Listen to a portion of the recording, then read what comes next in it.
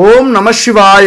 யான் பெற்ற இன்பம் பெருக இவ்வையகம் வான்பற்றி நின்ற மறைபொருள் சொல்லிடின் ஊன்பற்றி நின்ற உணர்வுறு மந்திரம் தான் பற்ற தலைப்படும் தானே. என் அன்பு துலாம் ராசி நண்பர்களுக்கும் தோழிகளுக்கும் பிள்ளைகளுக்கும் பெரியோர்களுக்கும் வணக்கம். எதுவுமே எங்க வாழ்க்கையில இல்ல. பணம், புகழ், சந்தோஷம் இதை நாங்க பார்த்ததே இல்ல. கடைசி வரைக்கும் நாங்க பார்ப்போமா இல்லையா அப்படிங்கிற ஏக்கத்தோட இருந்துகிட்டு இருக்கோம். நாங்களும் ஒரு நாளைக்கு கோடீஸ்வரனா ஆக மாட்டோமா அப்படிங்கிற ஏக்கத்தோட இருக்கிறவங்களுக்கு இந்த வீடியோ கண்டிப்பா ஒரு பொக்கிஷம். பெருமைக்காக சொல்லல, இந்த பிரபஞ்சம் என் மூலியமா உங்களுக்கு சொல்ல நினைக்கிறத சொல்லுது. அவ்வளவுதான். கண்டிப்பா உங்களுடைய நிலையை மாற்றும். இல்லைன்னா உங்களை தூங்க விடாம செய்யக்கூடிய வலிமையாவது இந்த வீடியோவுக்கு இருக்கும். அதனால ஒரு நாள் நீங்களும் முயற்சி பண்ணுவீங்க, உழைப்பீங்க, உங்களாலேயும் முடியும் அப்படிங்கிற நம்பிக்கை உங்களுக்கு வரும். அதனால கடைசி வரைக்கும் இந்த வீடியோ பாருங்க. நீங்களும் ஒரு நாள் இந்த உலகத்துல கோடீஸ்வரர் தான். சரி, நம்ம வாழ்க்கையில எப்படி கோடீஸ்வரராக போகிறோம்? இந்த ஜோதிடம் நம்ம கோடீஸ்வரியாக மாறுவதற்கு என்ன அமைப்பை கொடுத்திருக்கிறது அப்படிங்கறத பத்தி தெளிவா இந்த வீடியோல பார்க்க போறோம். அதுக்கு முன்னாடி உங்க கூட இந்த விஷயத்தை நான் பகிர்ந்துக்கிறேன். இது ஒரு விளம்பரம் தான். இங்க நம்ம வாழ்க்கையில எவ்வளவோ பொருட்கள் கடையில வாங்குறோம். அது கலப்படம் இல்லாம தரத்தோட நியாயமான விலையில இருக்கா அப்படின்னா அது சந்தேகம் தான். ஆனா இந்த நம்பருக்கு கான்டெக்ட் பண்ணுங்க. குட் பேபி இங்க பூஜை பொருட்களும், அதாவது கலப்படம் இல்லாம தரத்தோட பாரம்பரியமான முறையில செய்யப்பட்ட புதுமையான பூஜை பொருட்களும், அதுபோல பாரம்பரியமான முறையில தயாரிக்கப்பட்ட உணவுப் பொருட்களும் இவங்க செஞ்சு கொடுத்துக்கிட்டு இருக்காங்க. உங்களுக்கு நம்பிக்கை இருக்கும் பட்சத்துல இவங்கள்ட்ட கான்டெக்ட் பண்ணி இந்த பொருளை வாங்கி பயன்படுத்தி பாருங்க. கண்டிப்பா உங்களை திருப்திப்படுத்தும். சரி, இப்ப நீங்க யாரு? துலாம் ராசி. என்ன திறமையோட இந்த பூமிக்கு வந்திருக்கீங்க? இந்த பிரபஞ்சம் உங்களுக்கு என்ன திறமை கொடுத்து அனுப்பி இருக்கிறது? உங்களுக்குள்ளார இருக்கிற அற்புதங்கள் என்னென்ன? அதை முதல்ல நீங்க தெரிஞ்சுக்கும் போது வாழ்க்கையில இப்ப நம்ம எடுத்திருக்கிற விஷயம் கோடீஸ்வரனாக முடியுமா முடியாதா அப்படின்னு உங்களுக்கே தெரியும், உங்களுக்கே புரியும். துலாம் ராசி 7வது ராசி. அதிபதி யாரு? உலக சுகபோகங்களுக்கு அதிபதி சுக்கிரன். உங்களை பொறுத்த வரைக்கும் நல்லா உழைச்சிங்க, நல்லா கஷ்டப்பட்டீங்க அப்படின்னா சனி உங்களை தூக்கி விடுவார், உங்க வாழ்க்கையை உயர்த்தி விடுவார். அந்த உழைப்பின் மூலியமா உங்களுக்கு செல்வங்கள், புகழ், பெருமை கிடைக்கும். ஆனாலும் இந்த அதிர்ஷ்டம் ஃப்ரீயா கிடைக்கிறது அல்லது வெகுமதி, பரிசு இதெல்லாம் உங்களுக்கு நாட்டம் இருக்காது. ஆனால் முன்னேறணும், வாழ்க்கையில சுயமா உழைச்சி முன்னேறணும். அந்த முன்னேற்றத்துல ஒரு கொள்கை பிடிப்பு இருக்கும், ஒரு பாதையை நீங்க வகுத்திருப்பீங்க.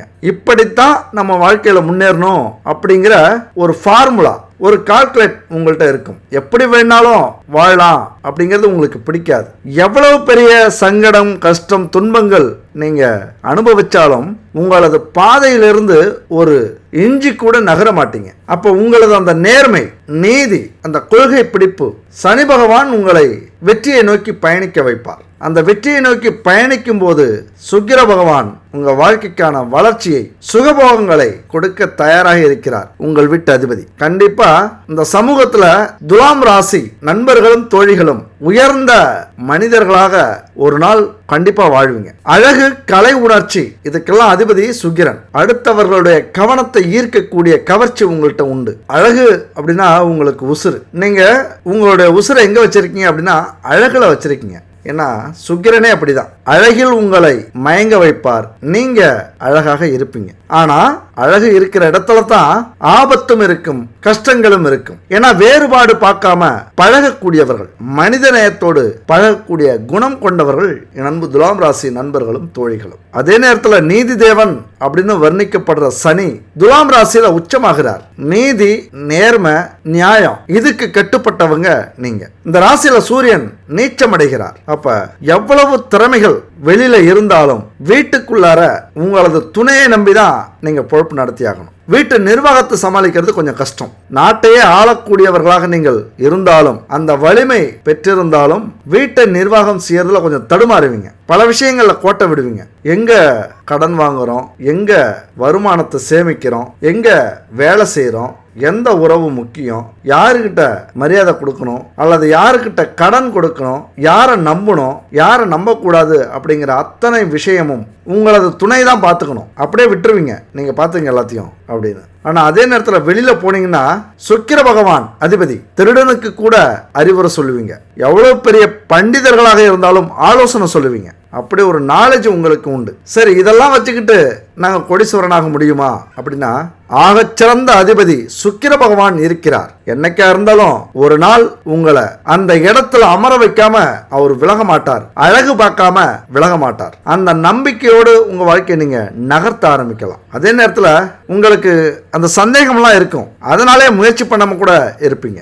ஒரே நாள்ல அதிர்ஷ்டம் கைகூடி ஒரு மேஜிக் நடந்து செல்வ யோகம் வந்து சேரும் அமைப்பு அபூர்வமா சிலருடைய வாழ்க்கையில நிகழும். நினைச்சே பார்த்திருக்க மாட்டாங்க. உங்களை மாதிரி தான் நிறைய பேர்ல பல கோடி பேர் இந்த பூமியில வாழ்ந்துட்டு இருக்காங்க. நினைச்சு பார்க்க முடியாத யோகம் அவங்களுக்கும் வந்திருக்கும். இல்லனா பூர்வீக சொத்துக்கள் மூலியமாகவோ, திடீர் பதவி யோகத்தாலேயோ, அல்லது சீட்டுகள், லாட்டரி சீட்டுகள், அல்லது பங்கு சந்தைகள் மூலியமாகவோ, இப்படி சில பேருடைய வாழ்க்கை சட்டுன்னு மாறி போகும். அப்படியே தலைகீழா மாறி இருக்கும். அதுபோல சிலர் மெல்ல மெல்ல கஷ்டப்பட்டு, துன்பப்பட்டு, துயரப்பட்டு, துரோகங்கள், தோல்விகள் இதெல்லாம் அடைஞ்சு மெல்ல மெல்ல முன்னேறி கோடீஸ்வர நிலையை அடைந்திருக்கிறார்கள். அப்ப இப்படி பலதரப்பட்ட மக்கள் இருக்கும்போது இந்த அதிர்ஷ்ட யோகம், இந்த ஒரு நிலை, இந்த ஒரு கோடீஸ்வர யோகம் நமக்கும் உண்டா, நமக்கும் கிடைக்குமா அப்படிங்கிற ஏக்கத்தோட பார்க்கிற ஒரு குழந்தையா நீங்க இருக்கீங்க. ஒரு குழந்தை மாமரத்தில் இருக்கிற மாம்பழத்தை பார்த்து ஏங்குது. ஏன்னா அழகா இருக்கு, கலரா இருக்கு, நாக்குல எச்சு வருது, சாப்பிடணும்னு தோணுது. ஆனா அது உயரமா இருக்கு, அதனால பறிக்க முடியாது அப்படிங்கிற ஏக்கமும் இருக்கு. அந்த மாதிரி தான் என் அன்பு நண்பர்களாலையும் தோழிகளாலையும் இந்த கோடீஸ்வர யோகம் அப்படிங்கிற ஒரு நிலை, கோடீஸ்வரியாக மாறக்கூடிய நிலை இருக்குது. அந்த ஒரு ஏக்கம் இருந்துகிட்டே இருக்கும். இப்படி சராசரி வாழ்க்கைக்கே போராடுறோம். இந்த நிலையில நாம எங்க கோடீஸ்வரனா ஆவறது? அந்த அதிர்ஷ்டம், அந்த யோகம் நமக்கு உண்டா அப்படின்னு பல பேருக்கு நம்பிக்கை இல்லாம போயிடுது. ஆனா ஒண்ணு மட்டும் நீங்க புரிஞ்சுக்கணும், அந்த இறைவனின் அருள் இருந்தா, முறையான உழைப்பு இருந்தா, புதிய சிந்தனை இருந்தா, எந்த ஒரு தொழில் மூலியமாகவும் வேலை மூலியமாகவும் கோடீஸ்வரராக நம்மளால முடியும். பல பேருடைய ஜாதகத்துல கோடீஸ்வர யோகம் இருக்கு. இன்னும் சொல்ல போனா இந்த பூமியில பிறந்த அத்தனை பேருடைய ஜாதகத்திலையும் கோடீஸ்வர யோகம் இருக்கு, அது தெரியுமா? ஆனா அதை முறையா நம்ம பயன்படுத்திக்கிறோமா? எந்த நேரத்துல நமக்கு கிடைக்குது அதை முறையா தெரிஞ்சுக்கிட்டு அதுக்கான முயற்சி எடுத்து அதை எது தடுக்குது, அந்த தடையை உடைச்சி நம்ம வெளியில வரமா, கோடீஸ்வர யோகத்தை நம்ம அடையறோமா அப்படிங்கறத பொறுத்து தான் நம்மளால அது முடியும். எல்லாருடைய வாழ்க்கையிலும் நல்ல நேரம் இருக்கு, எல்லாருடைய வாழ்க்கையிலும் அந்த சுகமான ஒரு காலகட்டம் இருக்கு. எல்லாருமே கோடீஸ்வரராக முடியும். ஜாதகத்தில் இருக்கிற சிறப்பு அம்சங்களை கண்டுபிடிச்சு அதுக்கேற்றது மாதிரி பல விஷயங்களை கடைபிடிச்சு நாமளும் கோடீஸ்வரராக முடியும். யார் தன்னுடைய வாழ்க்கையில செல்வந்தராகவும் சமூகத்துல நல்ல மதிப்பு மரியாதை கொண்ட நபராகவும் திகழ்வார் அப்படிங்கிற விதி ஜோதிட சாஸ்திரத்தின்படி ஜாதகத்துல இருக்கு. சில கிரக அமைப்புகள் மூலம் நம்ம தெரிஞ்சுக்கலாம். வாய்ப்புகளை சரியா பயன்படுத்த தெரியாமலேயே நம்ம மிஸ் ஆயிடுறோம். அதிர்ஷ்டத்துக்காக காத்திருக்காம அதுக்காக ஏங்கறத விட்டுட்டு நம்ம ஜாதகத்துல எந்த நேரத்துல எந்த துறையில ஈடுபட்டால், எந்த தொழில ஈடுபட்டால், எந்த வேலையில ஈடுபட்டால், அல்லது எந்த நாட்டுக்கு எந்த இடத்துக்கு போனா நம்மளால கோடீஸ்வரராக முடியும் அப்படிங்கறத கண்டறியணும். உண்மையை சொல்லணும்னா உழைக்காம யாருக்கும் எதுவுமே கிடைக்காது. அப்படியே கிடைச்சாலும் அது அதிக நாட்கள், அதிக காலங்கள், அதிக சந்ததியினரை எட்டாது, நிலைக்காது. அப்ப ஒருத்தர் ஏழ்மை நிலையிலிருந்து செல்வந்தராக மாறுகிறார் அப்படின்னா அவர்கிட்ட ஏதோ ஒரு வித்தியாசமான திறமை, கடும் உழைப்பு, புதுவிதமான யோசனை, செயல்பாடு இதெல்லாம் இருக்கு அப்படின்னு அர்த்தம். இதெல்லாம் இருந்தா மட்டும்தான் செல்வந்தராக முடியும். அதோட கொஞ்சம் என்ன இருக்கணும், அதிர்ஷ்டமும் இருக்கணும். என்ன சொல்ல வரோம் அப்படின்னா, அதிர்ஷ்டத்துக்காக நம்ம காத்திருக்கிறத விட்டுட்டு ஏங்கறத விட்டுட்டு இந்த விஷயமெல்லாம் கவனிச்சு நம்ம செயல்பட்டு நம்ம கூட கொஞ்சம் அதிர்ஷ்டத்தையும் உருவாக்கிக்கிட்டோம் அப்படின்னா, அதிர்ஷ்டத்தை எப்படி உருவாக்குறது? அதுதான் கடவுள், அதுதான் ஆன்மீகம், அதுதான் பிரபஞ்சம். அதனுடைய சக்தி நமக்கு கொஞ்சம் கிடைச்சது அப்படின்னா நாமளும் ஒரு நாள் கோடீஸ்வரராக முடியும். அப்ப இறைவனை நீங்க நம்பணும். இறைவனின் அருள் உங்களுக்கு மனப்பூர்வமா உண்டு. அப்ப மன வாழ்க்கையில ஏதாவது நமக்கு வாய்ப்பு இருக்கா, நம்ம வாழ்க்கை முன்னேற்றத்துக்கு வாய்ப்பு இருக்கா அப்படின்னு பார்த்தோம்னா, திருமணத்திற்கு பிறகு கண்டிப்பா நல்ல சந்தோஷம் நிறைந்த வாழ்க்கையாக இருக்கும். குடும்பத்தை பொறுத்த வரைக்கும் நிர்வகிக்க உங்கள் துணை, அதாவது கணவனோ மனைவியோ, அவங்க வந்ததுக்கு அப்புறம் உங்களை மாதிரியே குடும்பத்தை அவங்க திறமையா நிர்வகிப்பாங்க. அதனால உங்களது சுய கௌரவத்தை காப்பாற்றுவார்கள், உங்களது கனவை நனவாக்குவார்கள், உங்களுக்கு ஒரு தோழனாக தோள் கொடுப்பார்கள். கணவன் மனைவி அப்படிங்கிறத விட ஒரு தோழனாக தோள் கொடுக்கக்கூடியவர்கள் உங்களது துணை. ஏன் அப்படி சொல்றேன்னா, உங்களுக்கு அமைகிற அந்த வாழ்க்கை துணை இருக்காங்கல்ல, நல்ல அறிவாற்றலுடன் அமைதியான குணத்துடன் ஒருத்தர் விட்டு கொடுக்கக்கூடிய பண்போடு அமைவாங்க. ஏன்னா உங்களுக்கு துணையா வரவங்க உங்களை பத்தி முழுசா புரிஞ்சுப்பாங்க. நீங்க எது பண்ணாலும் அவங்களுக்கு முன்னாடியே தெரிஞ்சிடும். நீங்க செய்ய போற காரியம் எங்க போய் முடியுது, நல்லதுல முடியுமா கெட்டதுல முடியுமா, இழப்பை சந்திப்பீர்களா தோல்வியை சந்திப்பீர்களா, நஷ்டம் அடைவீர்களா, அல்லது நீங்க போறது நல்லதா கெட்டதா அப்படிங்கிற விஷயங்களை அவங்க முன்கூட்டியே ஆராய்ந்து அதை கூட இருந்து முடிச்சு வைப்பாங்க. குடும்பம் இப்படிதான் நடத்தணும் அப்படிங்கிற சிக்கனம் அவங்களுக்கு தெரியும். காலம் அறிந்து செயல்படுவார்கள். எந்த நேரத்தில் எது தேவை எது தேவையில்லை, எது நமக்கு கிடைக்கணும், எதை நம்ம பெறணும், எல்லா விஷயமும் அவங்களுடைய செயல்பாடு உங்களுக்கு மிகப்பெரிய முன்னேற்றத்தை கொடுக்கும் உங்க குடும்பத்தில். அப்ப இந்த இடத்துல இவ்வளவு அற்புதமான துணையை நீங்கள் பெறும்போது அவங்ககிட்ட கொஞ்சம் அமைதியோட அன்போட ஒரு மரியாதையோட நடக்கும்போது இன்னும் அது பல மடங்கு முன்னேற்றத்தை பெறும், சிறப்பாமையும். மன வேற்றுமையோ வெறுப்போ இல்லாமல் நடந்துகிட்டீங்க அப்படின்னா உங்கள் வாழ்க்கை துணை மிகப்பெரிய மேஜிக்கை உங்கள் வாழ்க்கையில நடத்துவார்கள். அது கணவனோ மனைவியோ. உண்மையான அன்பை கொடுங்கள், அவங்க உசிரையே கொடுப்பாங்க. உங்க வாழ்க்கையை முன்னேற்றது தான் அவங்களுடைய முதல் நோக்கமா இருக்கும். அதுதான் துலாம் ராசி. துலாம் ராசியில பண வரவை பொறுத்த வரைக்கும் கொஞ்சம் முன்ன பின்ன தான் இருக்கும். வரும் செலவாகும், அப்புறம் வரும்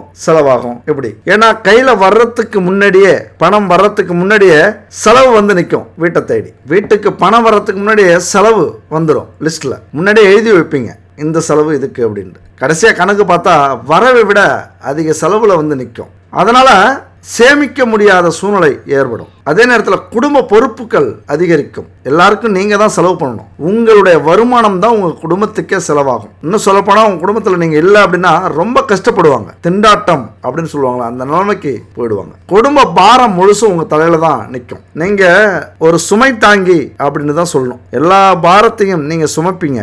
ஆனா உங்களை சுமக்கிறதுக்கு உங்கள் துணையை தவிர வேற யாரும் இருக்க மாட்டாங்க.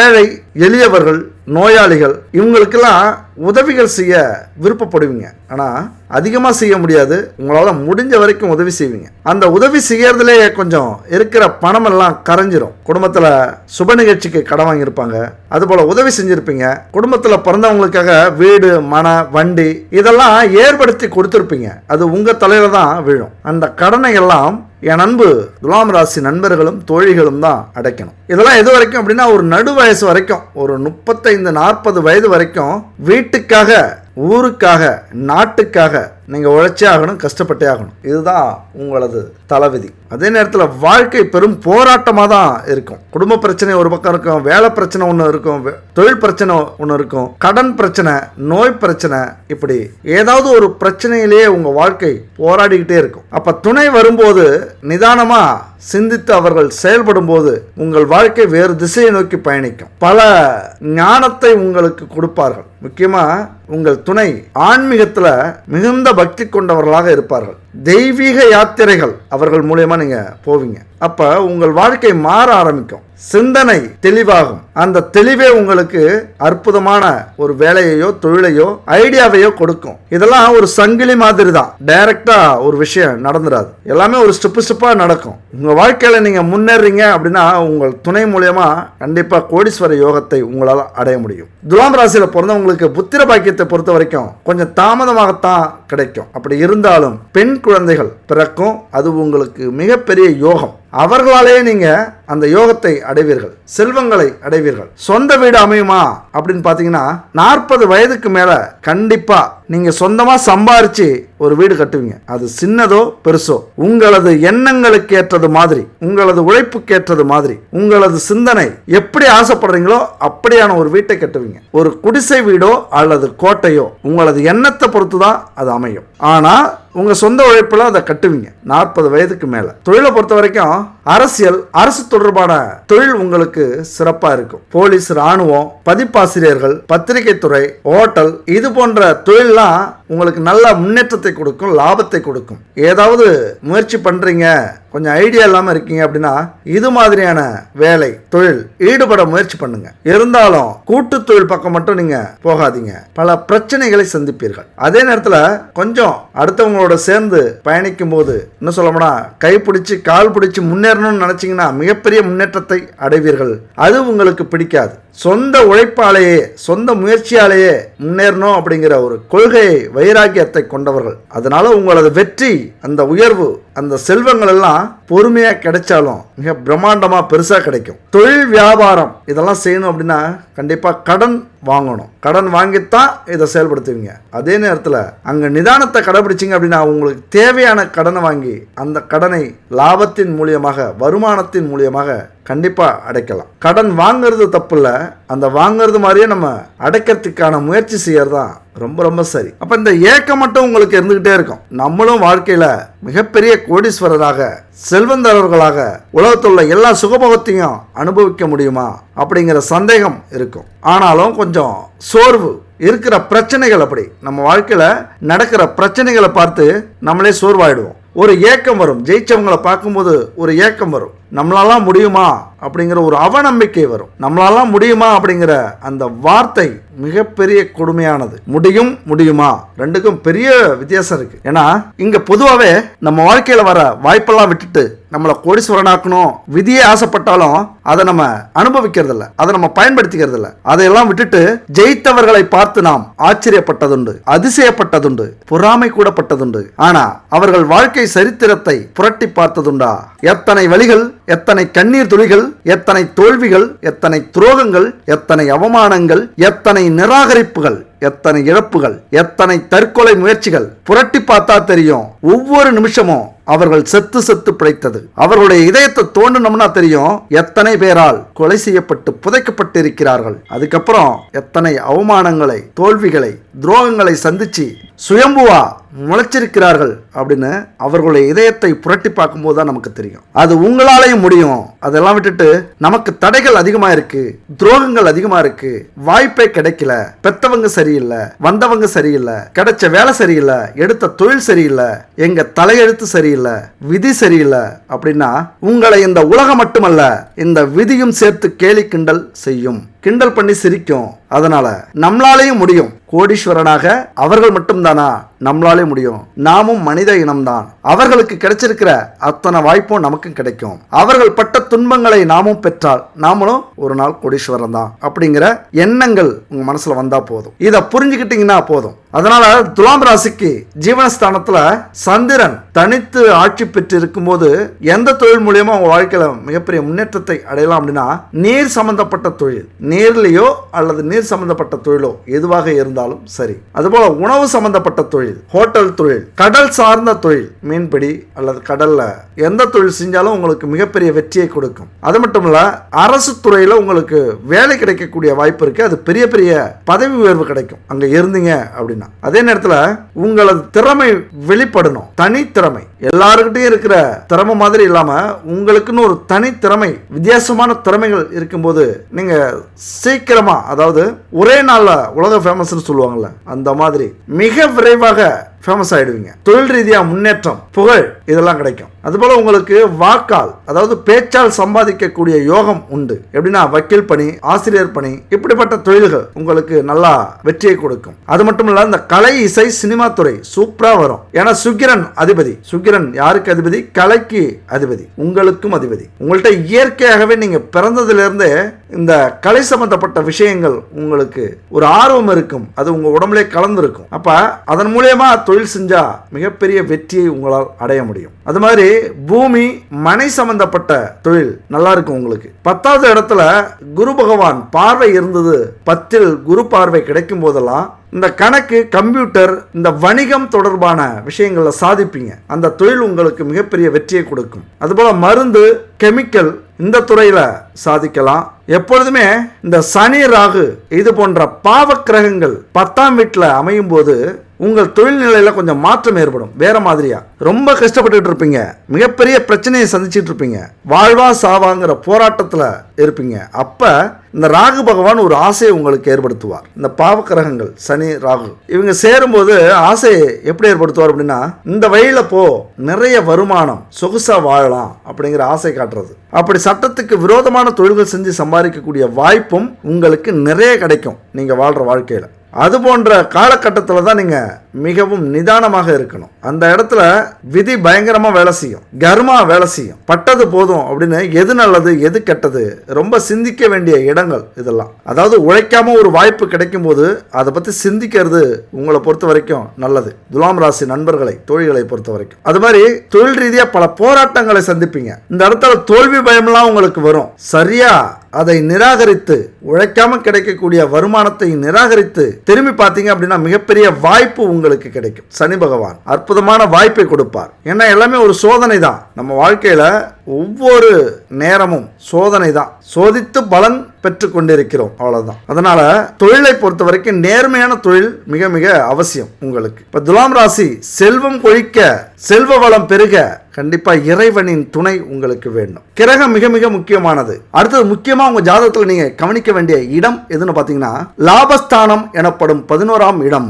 9ஆம் இடம். இந்த ரெண்டுலயும் சூரியன் பலம் பெற்றால் தந்தையாலும், சந்திரன் பலம் பெற்றால் தாயாலும், செவ்வாய் பலம் பெற்றால் நண்பர் கணவர் உடன் பிறப்புகளாலும், புதன் பலம் பெற்றால் மாமனாலும் சொந்த அறிவாலும், குரு பலம் பெற்றால் முன்னோர்கள், அறிஞர்கள், அரசியல்வாதிகள், புத்திரர்கள் அதாவது மகன் மகள் இவர்களாலும், சுக்கிரன் பலம் பெற்றால் மனைவியாலும், சனி ராகு கேது பலம் பெற்றால் வேலையாட்களாலும் நம்ம நல்லதை அனுபவிக்கலாம், நம்ம வாழ்க்கையில முன்னேறலாம். இதுல நீங்க உங்க ஜாதகத்தை ஒரு நல்ல ஜோதிடத்தை எடுத்துட்டு போய் எது பலம் பெற்றிருக்கு அப்படின்னு தெரிஞ்சுங்க. இப்ப நீங்க தேர்ந்தெடுக்கணும், யாரால நம்ம வாழ்க்கையில தொழில முன்னேறுவோம் அப்படின்னு தேர்ந்தெடுக்கணும். எந்த இடம் பலம் பெற்றிருக்கிறது, அப்பாவாலையா, அம்மாவாலையா, நண்பர்களாலையா, கணவராலையா, அல்லது மனைவியாலையா, மாமனாலையா, சொந்த அறிவாளா, அல்லது முன்னோர்கள், அறிஞர்கள், அரசியல்வாதிகள், அல்லது பிள்ளைங்களாலையா, இப்படி யாரால நம்ம யோகத்தை அனுபவிக்க முடியும் அப்படின்னு ஜோதிடத்துல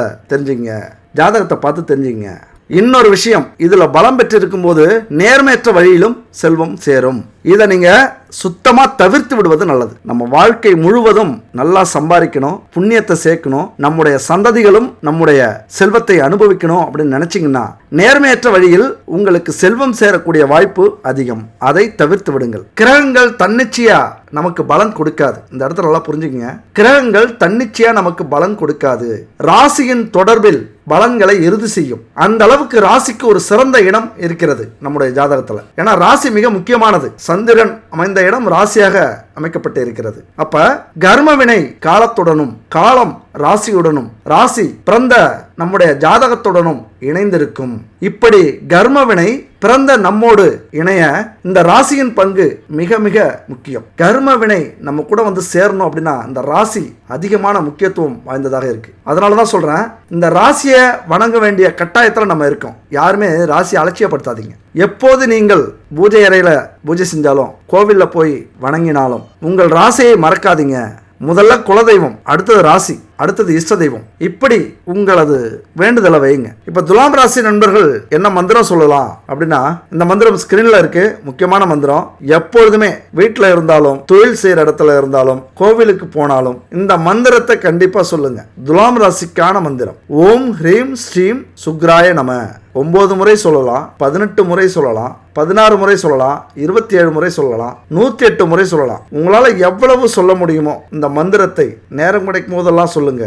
1,00,000 முறை மந்திரத்தை உச்சரிச்சு முடிச்சிட்டீங்க அப்படின்னா மிகப்பெரிய யோகத்தை இந்த சுக்கிர பகவான் உங்களுக்கு கொடுப்பார். பொருளாதாரத்துக்கும் அறிவுக்கும் நல்ல வழியை காட்டுவார் சுக்கிர பகவான். உடல் வளம், உள்ள தெளிவு, உற்சாகம், செல்வம் இதெல்லாம் உங்களுக்கு வந்து சேரும். நம்ம வாழ்க்கையில நம்ம தான் நினைக்கலாம் கடவுள் உண்மையா பொய்யா இருந்தா நமக்கு வந்து அள்ளி கொடுத்துருவார் அப்படின்னு. ஆனாலும் கடவுளின் துணை நமக்கு எப்பொழுதுமே இருக்கணும். மனிதர்கள் நமக்கு நல்லது செய்யறாங்களோ கெட்டது செய்யறாங்களோ அது அடுத்த விஷயம். ஆனால் இறைவன் எப்பொழுதுமே கெட்டது செய்ய மாட்டார், கைவிட மாட்டார். நம்ம வாழ்க்கையில ஜெயிக்கணும், கோடீஸ்வர யோகத்தை அடையணும் அப்படின்னா ஆன்மீகம் மிக மிக முக்கியமானது. நம்ம வாழ்க்கையில கோடீஸ்வரன் ஆகணும் அப்படின்னா அந்த இறைவனின் துணை வேண்டும். பாண்டவர்களை பார்த்திருப்பீங்க, போர்ல உரிமையை பெற வேண்டும் அப்படிங்கிற கட்டாயம், பல விஷயங்களை இழந்திருப்பாங்க, அதனால போர் வருது.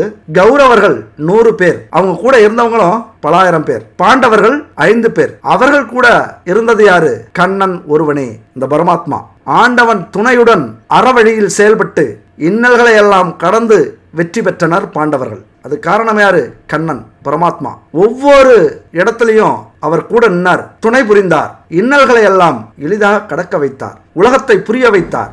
1000 பேர் கௌரவர்கள் கூட இருந்து என்ன புண்ணியம்? அங்கு வலிமை இருந்தது, ஆனால் தெய்வத்தின் அருள் இல்லை. இங்கு 5 பேர் தான் பாண்டவர்கள், இங்கு தெய்வத்தின் அருள் இருந்தது. கண்ணன் கூட இருந்தான். அதனால தெய்வ சன்னியத்தின் தொடர்பு மிக மிக அவசியம், தெய்வத்தின் அருள் மிக மிக அவசியம் அப்படிங்கிறத இந்த கண்ணனின் பங்கு வெளிப்படுத்துகிறது. அதனால நம்ம வாழ்க்கையில கோடீஸ்வரன் ஆகணும், முன்னேறணும், எதையுமே சாதிக்கணும், எந்த துன்பங்களிலிருந்தும் வெளியில வரணும் அப்படின்னா இறைவன் நம்ம கூட கண்டிப்பா இருக்கணும். அதுக்கு ஒரு எடுத்துக்காட்டு தான் இந்த மகாபாரதம். அப்ப நம்ம மகாபாரதத்துல நம்ம எப்படி போராடிக்கிட்டு இருக்கோம்? நம்ம கூட இருக்க போறது எந்த தெய்வம்?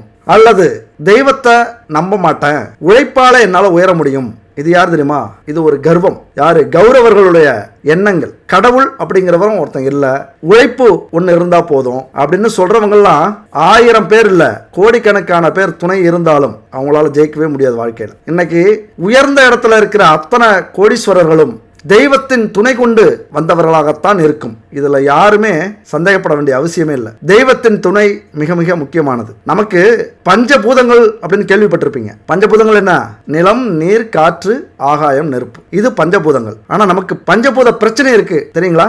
மனுஷன் வாழ்க்கையிலே மிக முக்கியமான பிரச்சனை இந்த 5 பிரச்சனை. என்ன பிரச்சனை? குடும்ப பிரச்சனை, கடன் பிரச்சனை, தொழில் வேலை பிரச்சனை, வழக்கு பிரச்சனை, நோய் பிரச்சனை. இந்த 5 தான் ஒரு மனுஷனுக்கு பெரிய பிரச்சனை, ஒரு மீள முடியாத பிரச்சனையா நினைக்கக்கூடிய பிரச்சனைகள் இந்த 5 பிரச்சனை. இந்த 5க்குள்ளர தான் நீங்க எந்த ஒரு துன்பங்களிலும் பிரச்சனைகளிலும் கஷ்டங்களிலும் இருந்தாகணும். அப்ப இந்த பிரச்சனையெல்லாம் தீர்க்கணும் அப்படின்னா தெய்வத்தின் அருள் வேண்டும்.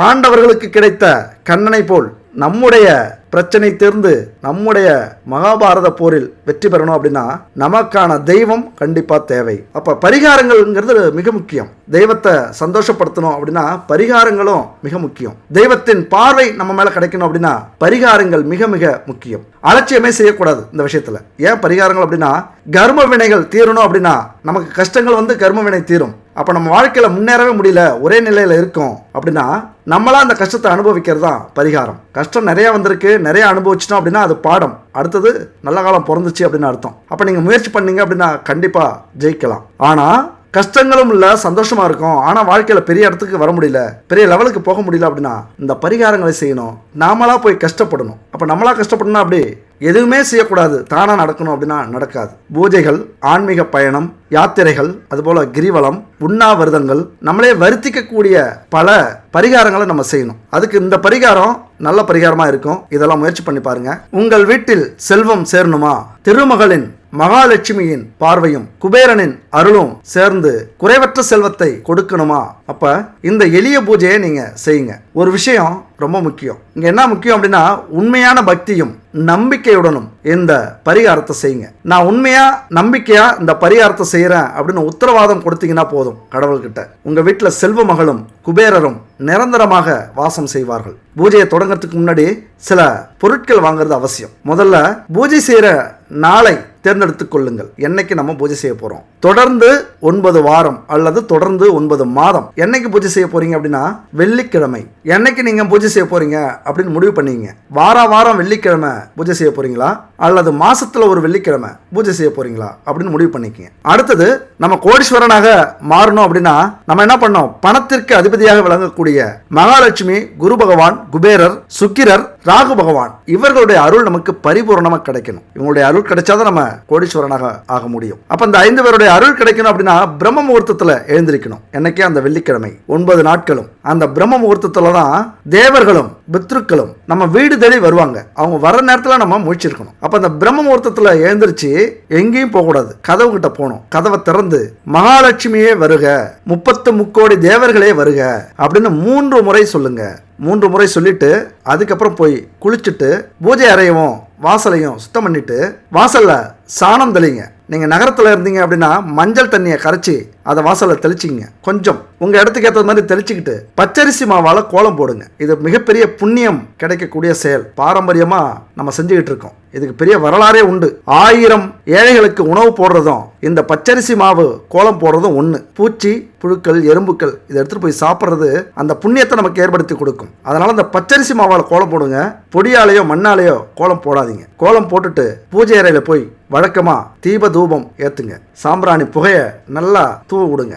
அதுக்கப்புறம் இந்த மந்திரத்தை சொல்லுங்க. மகாலட்சுமி காயத்ரி மந்திரம் மிக முக்கியமான மந்திரம். அவ்வளவு சக்தி உண்டு இந்த மந்திரத்துக்கு. இந்த மந்திரத்தை சொல்றவங்களுக்கு இந்த உலகத்துல வாழ்ற வரைக்கும் அனைத்து சுகங்களையும் அனுபவிக்க வாய்ப்பு கிடைக்கும். ஒழுக்க நெறியோடு உள்ள தூய்மையோடு மன தெளிவோடு இருக்க வைக்கும். வீட்டில் சுத்தமான இடத்துல அமர்ந்து 108 முறை இந்த மந்திரத்தை சொல்லுங்க. ஸ்கிரீன்ல இருக்கு பாருங்க.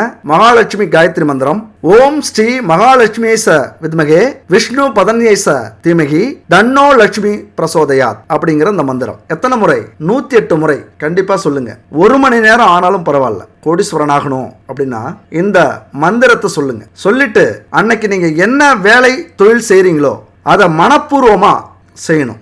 உண்மையா செய்யணும். அந்த செயல்ல எந்த ஒரு கள்ளம் கபடம் பொய் எதுவுமே இருக்கக்கூடாது. நடிக்கவே கூடாது. இந்த விஷயத்துல ஒரு தொழிலையோ வேலையிலையோ நிறைய விஷயங்கள் இருக்கு. நேர்மையா இருக்கணும். உங்க வேலைக்கு ஏற்றது மாதிரி தொழிலுக்கு ஏற்றது மாதிரி அன்னைக்கு தெளிவா இருங்க. அதுபோல லட்சியத்தை மனசுல ஓட்டி பாருங்க. கனவு காணுங்கள் அன்று முழுவதும். கனவுன்னா கண்ணை மூடிக்கிட்டு நீங்க என்னெல்லாம் ஆசைப்பட்டீங்களோ நேரம் கிடைக்கும் போது ஒரு 10 நிமிஷம் நீங்க என்னெல்லாம் ஆகணுமோ என்னவா ஆகணுமோ எப்படி வாழணும் உங்களுடைய லெவல் என்ன எப்படி நீங்க ஆசைப்படுறீங்க என்ன தொழில் ஆசைப்படுறீங்க அல்லது என்ன வேலையில் ஆசைப்படுறீங்க எந்த அளவுக்கு உங்களது வசதியை பெருக்கிக்கிறீங்க அதை எல்லாமே ஒரு 10 நிமிஷம் அமர்ந்து உங்க எண்ண ஓட்டத்துல ஓட விடுங்க. எண்ணங்களுக்கு மிக சக்தி உள்ளது. ஓட்ட விடுங்க.